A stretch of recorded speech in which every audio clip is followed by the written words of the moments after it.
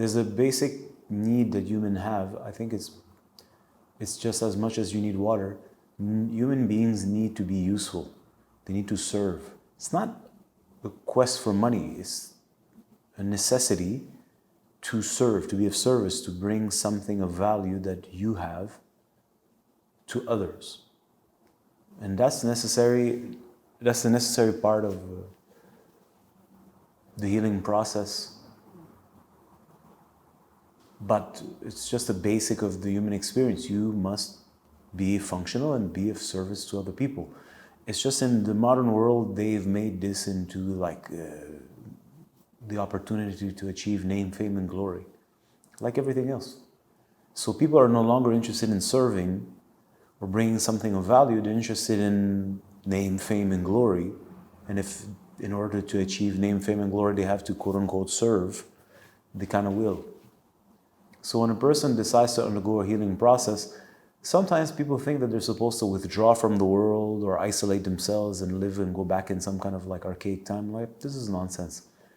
You need to learn to discover who you are, develop the skills to express who and what you are, and these skills need to be put in service of others. If it's not, then what's the point? What is the function of you if it's not to serve others? I've spoken about this before. The subject of service is something that has become foreign to the modern man, to modern people. Everybody is doing, whatever they're doing, they only want name, fame, and glory. So this is the height of madness. And to speak of service sounds funny. When you get a job, you're not interested in service, you're interested in what you're going to get. So I'm not saying you shouldn't have an interest in what you're going to get, but that's not how nature operates. That's not what health obliges. Health obliges, here I am, I have something of value, and that is my responsibility. That power is my responsibility, and it's my responsibility to share it. The process of sharing it in our current day and age can be monetized, because that's how I buy things and get a house and get food and whatnot. But money has become a thing on its own and can be totally separated from service. In fact, it's totally removed from anything besides its own imaginary self. So people can just study the money and just play with imaginary numbers to steal imaginary numbers from other people. Service is gone.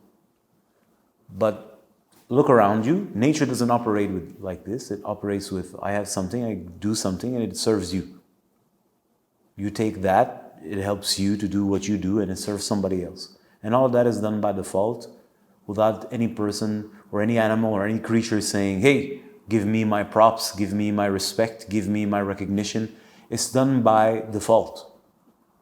The squirrel does what the squirrel does, and when it does that, it helps the tree, it helps the ants, it helps the pigeon, it helps whatever it helps. It's just by being itself and fulfilling its daily actions, it's of service to other things in the so-called wheel of life. So why is it different for human beings?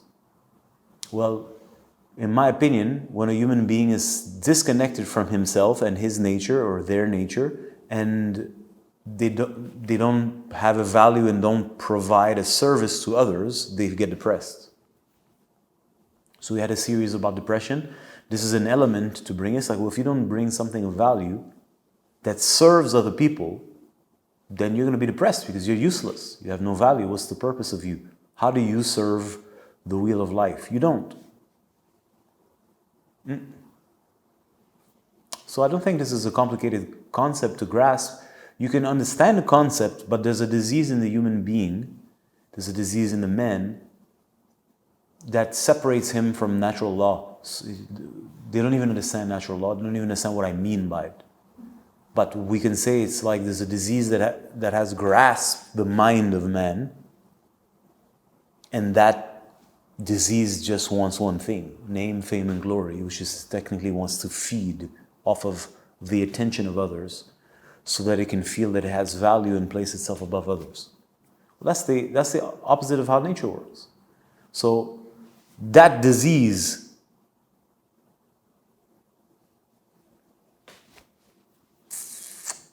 is creating havoc on people, and it's making people very confused. I run multiple organizations. I have lots of people who work in my organization, and I see people, and generally when they say they want to work with others, what they're really saying, or what they're really doing rather, is they want to place themselves in a position where they are the cornerstone of the organization, where they are indispensable, and where they are, let's say, the god or the goddess of that organization, without which it doesn't run. That's what they're really looking for. This is generally. Modern corporations function this way also.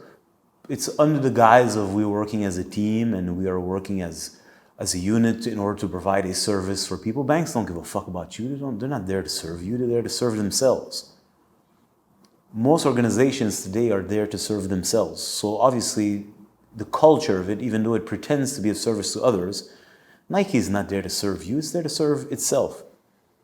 Gap is not there to serve you. It's there to serve itself. The World Economic Forum is not there to serve you, it's there to serve itself. I can go down the list. Red Cross is there to serve itself. Now, through the process, does it help people? It's arguable. In a certain degree, it does. It doesn't have a choice to a minimal degree, but its real interest is to serve itself. And it draws towards itself a group of people who are self-centered who want to pretend that they want to serve others so that they can feel morally elated or superior. But what they really want is to have a sort of form of power within that organization and over other people, so that people within the organization worship them and idealizes them as what you want to be, what one seeks to be. Does that make sense? So I see this in my own organizations. It's a pain in the ass because I don't run organizations that are based on sucking. I create organizations that are based on giving.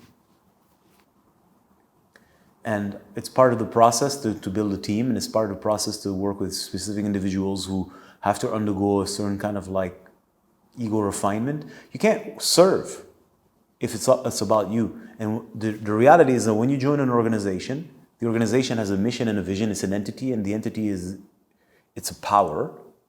And all of us who work in that organization are technically there to serve the organization. In return for our service, the organization provides for you whatever it is that it promised to give you. Once again, what I'm trying to say is that when people come in generally, whether it's my organization or other corporations, they don't give a fuck about service. They don't really care about the mission of the organization. Maybe a little bit. I work for Apple. I love Apple products. No, I'm there for me. I'm there for me. I'm there to take. I'm going to give as little as possible and take as much as I can. This is the mindset, the current mindset. I'm going to take as much as I can and give as little as I can of myself. And the same mindset, it's a mindset of scarcity you can find in most human relations, especially between men and women and their dynamics together. I'm going to take as much as I can and give as little as I can. If I got to give you $1 to have the opportunity to steal 100, I'll give you the $1 so I can steal 100.